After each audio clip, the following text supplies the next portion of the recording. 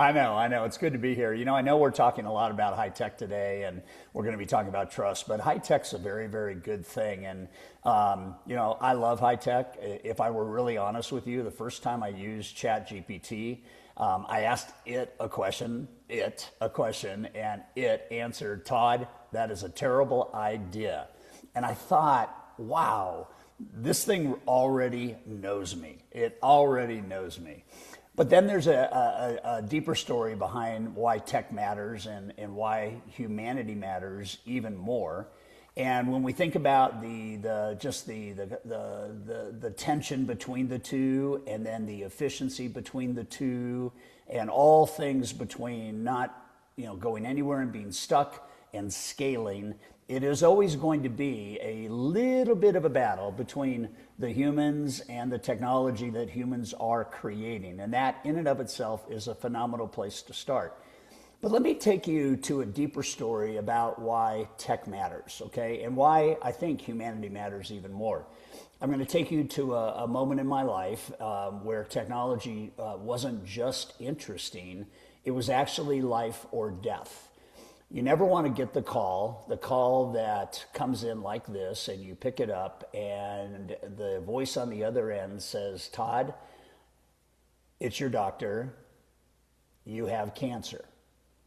And I imagine many people watching this live stream or that will watch it in the replay probably know somebody, and even maybe for you, you've gotten that call.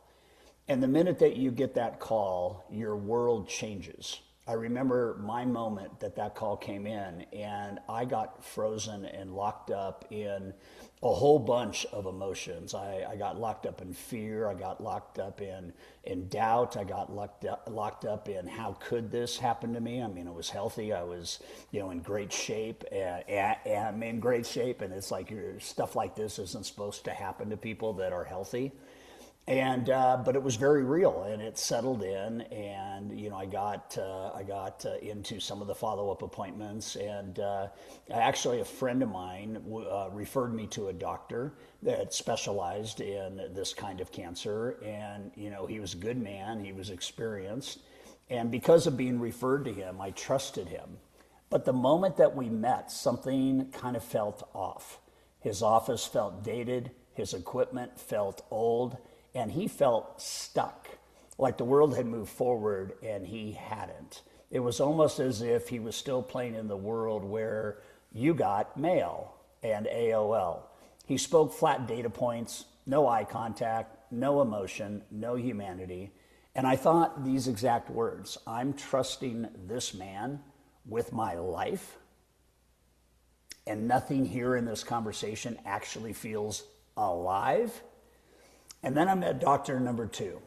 When I think about these doctors, and I think about the difference, doctor number two, state-of-the-art robotic surgery center, okay, 3 robotic arms, AI-guided precision, incredible technology. But here's the truth. I still needed to trust the human guiding this. And this doctor was uniquely different. He sat down beside me, not across a desk from me, not across a table from me. He sat down next to me. I could feel him next to me, and he looked me in the eyes, and he said, Todd, you're going to beat this. You're going to walk out of this. I am with you, and I'm going to do everything I can to make sure of that. I felt something I hadn't felt with the first doctor. I felt trust. I felt connection. I felt hope. Tech was impressive, tech for sure, very impressive, but what saved me and what saved my life was the human controlling it. And in that moment, I had this kind of perfect storm. I had high trust because he sat next to me and looked me in the eyes. I had high touch, and as you can imagine, what a three-part robotic surgery center looks like, with 3 different arms that are going to go inside your body and rid you of cancer. I trusted the technology. And we beat cancer because of me choosing Dr. Tu. I chose Dr. Tu not because of technology. I chose Dr. Tu because of his expertise, his ability to connect with me, and his ability to take my fear down and to take my hope up. And that's something that I think is crucially important to all of us as we go through this. So what are we actually talking about here? We're talking about what I call the rule of three. And the rule of three is in business with clients and customers, and in leadership and sales leadership with teams and employees. There are three things that have to happen. They have to happen all the time, and they have to happen in an order of importance, as you now know, between the tale of the two doctors. The first thing that has to be established in any leadership relationship, and partly why we invented Fuel, was this idea of helping leaders accelerate trust, not only culturally in their company, but individually one-on-one with the teams that they lead, whether they're leading other leaders or they're a direct report to the employees and the sales teams that are on the front line. High trust is the absolute starting point for all of this. It is the foundation. Because of emotional connection and because of the tale of the two doctors and because of just the analogy, you can start to see that in very many ways there's this relationship between, does somebody feel that you feel them? Or do they think that you are thinking about feeling them? And I say that in this feeling of connection, right? This feeling of heart, or this feeling of soul. And it's interesting because any of you that obviously use AI, and we all do, I'm even talking to different AI relationships that I have, and notice I call it relationships, because I'm starting to think that this AI thing is not an it, but it is a connection of human beings, right? And I can talk to a group of human beings like they're not an it. I can talk to them uniquely and differently, and I find myself in that kind of beautiful situation. I can also pick up the phone and I can call somebody. I can call a client. I can call a decision maker. I can call a buyer. And I can do something different with that buyer or decision maker or even friend to connect. And what high touch is it is the super glue between high trust and high tech. High tech is the amplifier. So with high tech, what we're able to do is we're able to take any of the trust and touch relationships that we have, and we're able to accelerate those relationships and trust in ways that scale and scale fast.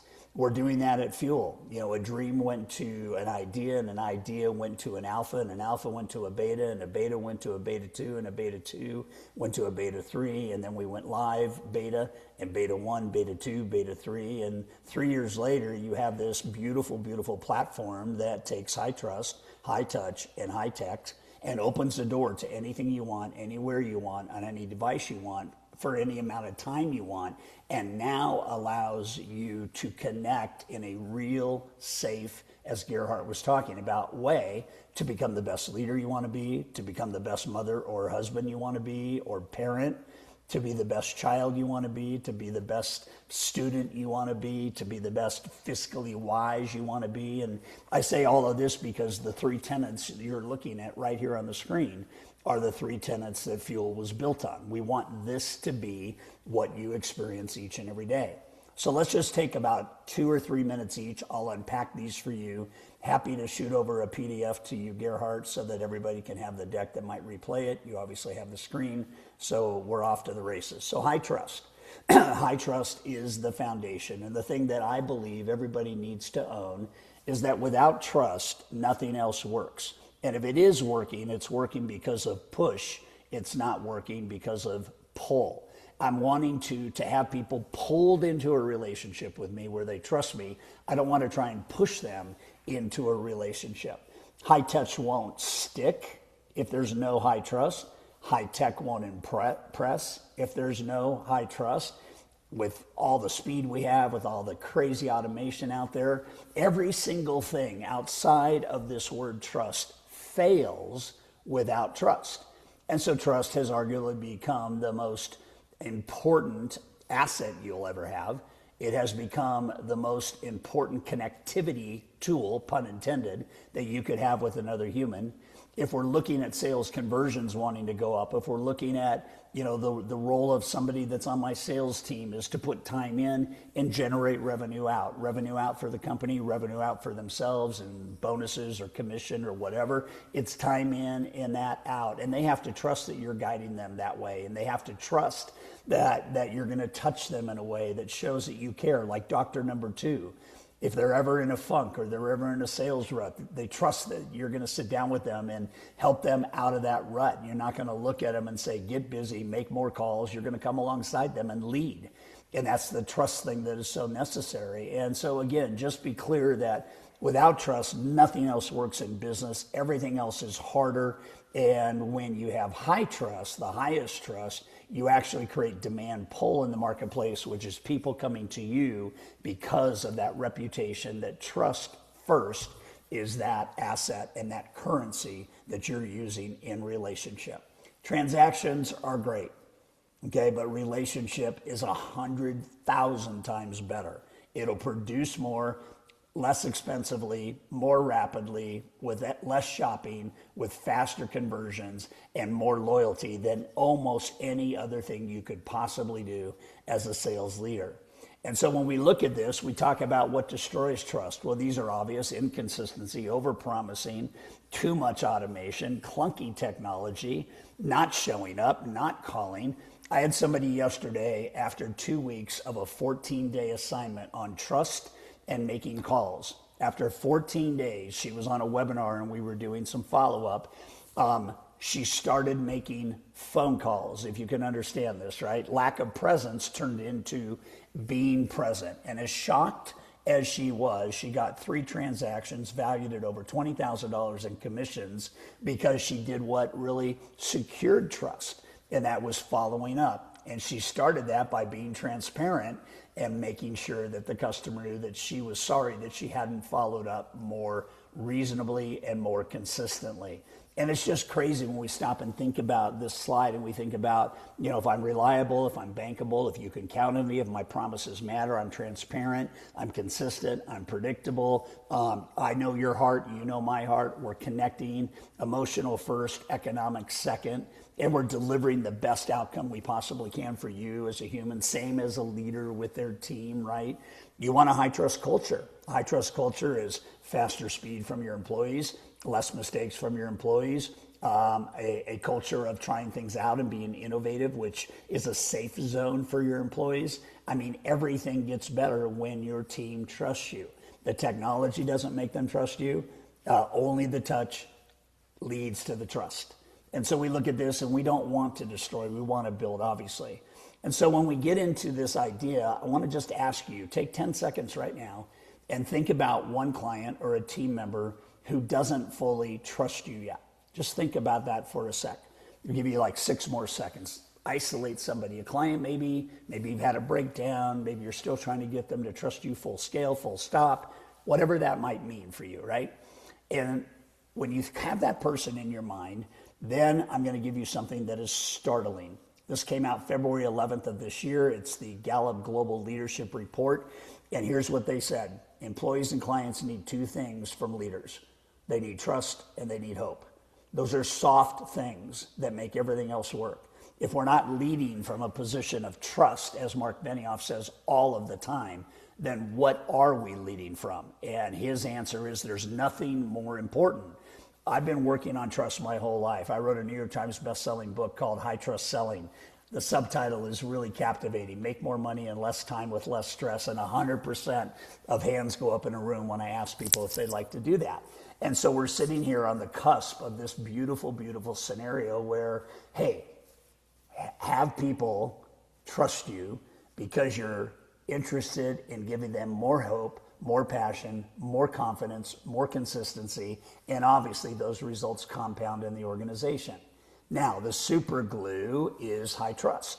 And so high trust is the human advantage. It is what we have to understand makes the world go around. It is empathy, it is understanding, it is getting on their side of the desk, it's seeing things from their side or their perspective. It is to deeply understand their motivations, their fears, and their hopes. And here's a test for you right now.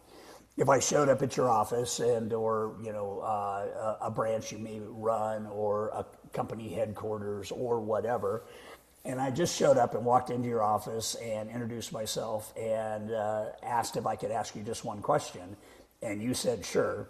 And the question I asked you is, if I were to pick an employee that is on your team right now, would you be able to produce a document that shows me that you know what their motivations are, what their fears are, and what their dreams and hopes are?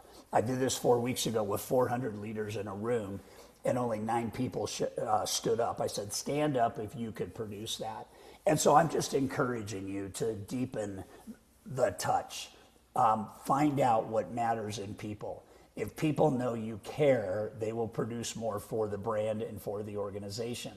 And when we talk about emotional connection, there is a real truth to this. And while AI can predict behavior, humans understand meaning, right? And so the meaning, according to Gallup, is this idea of get into it, right? Have this emotional connection. Ask more questions. Be more interested. Socrates said, you know nothing without asking a question. And we have to be listeners. We have to understand. Lululemon was founded on a principle that we're going to have every employee figure out how to achieve their 1, 5, and 10-year goals. And that PDF is available online today, and it's a $54 billion company. And Chip, who's the founder of Lululemon, started the thing off. If we help our employees achieve their dreams and goals in 1, 5, and 10-year fashion, we're going to have loyal employees, we're going to have more sales, we're going to have faster growth, we're going to have all of these things. And he was right. He was absolutely right. I think the other thing is one of the movements in the high trust, high tech world is slowing sales conversations down to speed contracts and engagements up. And part of how we do that is we understand a phenomenon that we've done research on called talk less, sell more. And if you'd like a copy of that white paper, you can contact me directly. I'll show you at the very end how we do that. And at the end of this discussion with talk less, sell more, we watch sales conversions go from 17% to 71%. So if there's one thing a leader can do for their sales teams, it's to jump on fuel, role play, and ask whomever you're role playing with. Maybe it's me, maybe it's one of our other sales leaders. It could be anybody, but role play and find out what you're doing right and doing wrong. And the ultimate conversational productivity move in the role play scenario of talk less, sell more is you're going to ask questions for about 20% of the time, and you're going to listen for about 80% of the time. The reverse is what's true for most salespeople. They get too into pitching, too into selling, too into promoting, and they have forgotten to connect. And what's important about this is Gallup says that businesses that optimize emotional connection outperform the competition by 26% in gross margin and 85% in sales growth. I mean, their customers spend more, hello, return more often, hello, and stay longer, hello. And so the future of business is high trust, high touch, emotional connection, supported by technology. It's not the other way around. What's really interesting about this is that person you just kind of maybe got your eyes on, the client, the employee that maybe doesn't trust you fully. Did they feel deeply understood by you? In that last conversation, I asked you just to picture and kind of put in your mind, did they feel deeply understood? Deeply understood. And when I use the word deeply, that is to drive this feeling modality, right? It is the connection. You guys know what I'm talking about, but too often business, it becomes the lead and relationship becomes the byproduct. Everything in business today should start relationship first, sale second. Relationship first, business development second. Sale first, sale second, and connection first. Those are the things that matter most. And when connection goes up, two phenomenons happen. Tension goes away, which provides more room for trust. And when connection goes up, then confidence on the buyer's behalf goes up as well. And so those two things become hugely important in the dynamic of selling. If somebody's got high tension and low trust, they're not going to buy. If somebody's got low tension and high trust, they're going to buy. And that's all we have to do. We have to figure out how to use these modalities, the rule of three, the three things. We have to figure out how to use those things so that tension evaporates, trust and touch fill in, and relationship starts, and then business, boom, boom, boom, boom, boom, boom, boom, boom. I had one client that took 3.5 years before they finally decided to do business with us. And people go, how did you stay in touch with them for 3.5 years? And I said, well, I just stayed in touch with them. And every 3 months, I gave them something of huge value they could use for their sales teams. And when the policy changed and they started vendor basing their sales training, then all of a sudden I got the phone call, right? And when Ginger, I asked her, I said, so what made you feel comfortable calling me? And she said, real simple. For 3.5 years, you gave me value and you did not ask me for business. And that's called the law of the scale in high trust selling. So really understand the power of being deeply connected. This last one in the rule of three, high tech, it is the amplifier. Okay, so high tech isn't automatically good tech. Good tech multiplies trust. Bad tech destroys trust. So we got to understand that, right? And I'm talking in the grand scheme of things, and I'm even talking about all the tools on your phone, right? Everything in between. So this is interesting. This is a research project that I paid to have done, and I wanted to evaluate technology and net promoter score.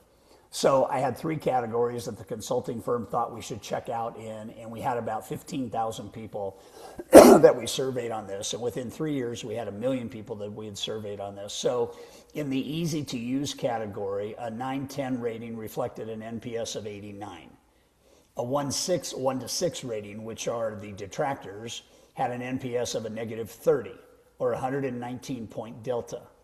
In the visually appealing category of the technology, a 9-10 rating reflected a net promoter score of 89, and a 1-6 rating had a net promoter score of negative 27 or 118 point delta. In the keeping the customer informed category, a 9-10 rating reflected a net promoter score of 92, and a 1 to 6 rating had a disastrous NPS of negative 42 or 134 point delta. So when we talk about technology and we talk about it's got to be easy to use, it's got to be visually appealing, it's got to be whatever your goal in serving the client is it checking orders, is it updates, is it status, is it whatever that is, it's got to be easy. And so when we think about good tech, bad tech, good tech is frictionless, it's fast, it's accurate, personalized, intuitive. This is what Fuel's become.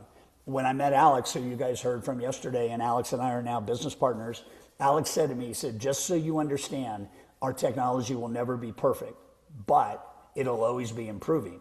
And I said, that's a really good way to look at it. And I had no idea what he actually meant because he's the tech guy and I'm the relationship guy. But I will tell you, we learned so much from our customers on where the friction was and where the accuracy was lagging and where it wasn't personalized enough or the recommendation engine didn't work. The beautiful thing about having a customer base is they'll tell you how to improve.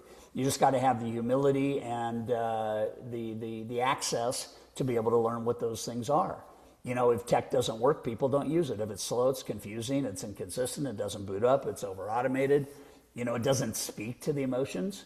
You know what's great about Fuel is anybody can learn anything that they want. All they have to do is check a box on what they would like Fuel to drive to them in terms of, you know, things to watch and things to listen to and podcasts to, you know, test on and things like that. And now that we have the AI agents on Fuel, there's 30 of them that can coach anybody on your team for minutes instead of you having to do it. Or, you know, imagine a sales team of thousands. It's really hard to get all thousands who are all at different points and all at different places in their career. It's hard to get them all going the same way. I've been doing sales training for 30 years. I grew up in selling for 12 years and sold 6,000 homes in real estate. And, you know, I did it the right way with relationships first. And I did it the second way using technology to keep my customers active with me. And somebody told me very early on the value of technology, whether it's very, very front end, right? All the way back to DOS. If it's very, very front end, or maybe it's as antiquated as file folders that you move through a calendaring system, it's still a technology. And what he said to me is he said, listen, if you're not in touch, you're out of touch. And if you want your clients for life, you have to talk to them during their life. So for me, tech is beautiful in talking to your clients and talking to your customers and updating your customers. And in fact, if it's done right, then it boosts trust and it boosts touch. I will tell you one thing right now. I just made my 31st call. I do it every August on the 16th of August in California. It is the 17th of August in Sydney, Australia. And I've used technology to remind me every August 16th at 4 o'clock, I call this guy named John Simon. He's a billionaire in Australia. I helped him start a company where he made $1 billion. And he and I are good friends, and I call him every single year on the 16th to wish him a happy birthday. I have that in my head now. I probably don't need the technology, but it sure is great to get the reminder. And I do that right now for about 8,000 clients. I'm just doing birthday videos for 2 hours a day, and sending things out and making calls. And so technology is here. It's not going anywhere. It's here. It's to amplify the trust and amplify the impact of the touch.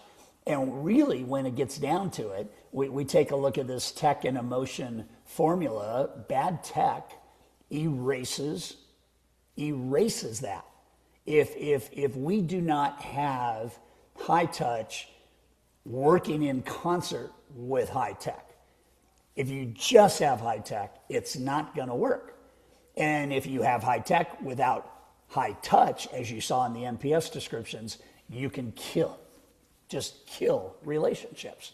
So the beauty of kind of where we're going on this, and the beauty of where I want you to be and understand is I really deeply in my soul believe that the future belongs to humans. I think it always has, it always will.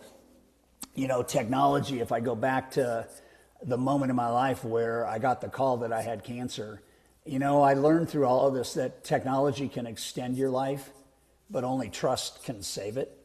The greatest robotics center didn't earn my confidence. AI-assisted precision did not calm my fear. The instruments were impressive, but I didn't put my life in the hands of a robot. I put it in the hands of a human being who chose to lead with empathy. Every day, your clients face their own version of that moment. They are deciding quietly if you're doctor number 1 or doctor number 2. Are you transactional or are you transformational? The future will not belong to the most automated professional, period, or the fastest professional, period, or the one with the shiniest tech stack, period. The future belongs to the professional who blends all three of these, high trust, high touch, high tech, into one unforgettable experience, one by one by one. And because when you do that, you just don't win business, you win hearts, you win loyalty, and you actually win lives. And, my Doctor 1, Doctor 2 experience right now, I've referred over 1,000 patients to my doctor who saved my life. And I would not have chosen that doctor just because of the robotics, if I didn't like him, if I didn't trust him. I even asked him if he had some patients that have given him a 5-star rating that I could check out before I let him do the procedures on me and help me get cancer free. And he laughed and he said, I haven't been asked that very often, but sure, I've got thousands of them. And, it's interesting because a doctor could talk to me for a half an hour and try and talk me into doing surgery with him. But if I talk to 10 of his patients and they tell me everything that experientially they went through, that's more valuable than anything. And that's how the world goes around today. And so let's just choose to get excellent on these things. Let's choose to make sure that we stick with trust first, touch second, tech third. And let's understand at the end of the day that I am here to help you win. Fuel is here to help you win.